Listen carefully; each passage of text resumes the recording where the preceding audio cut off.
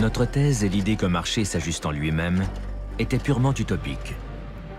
Une telle institution ne pouvait exister de façon suivie sans anéantir la substance humaine et naturelle de la société, sans détruire l'homme et sans transformer son milieu en désert.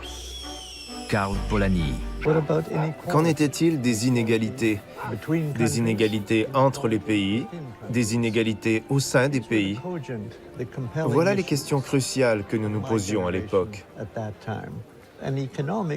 L'économie semblait être le bon point d'entrée pour répondre à ces questions.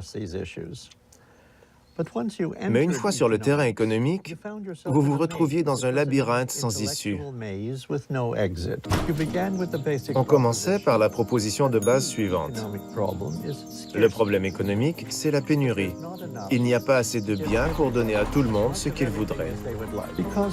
Comme les richesses mondiales sont limitées, il faut les répartir. Et on nous disait que la meilleure façon de les répartir, c'était l'économie de marché. Nous avons été coincés dans l'économie de marché.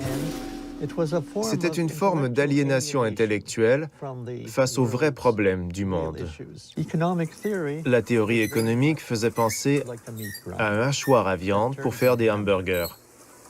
Vous y mettez du pain rassis, des oignons, de la viande hachée, ce que vous avez dans le frigo, et vous hachez tout ensemble.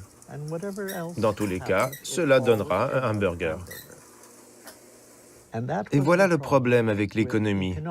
Quels que soient les éléments de départ, vous vous retrouviez avec l'économie de marché, éternelle, omniprésente, incontournable et totalement aveuglante. Je sentais intuitivement que je devais en sortir.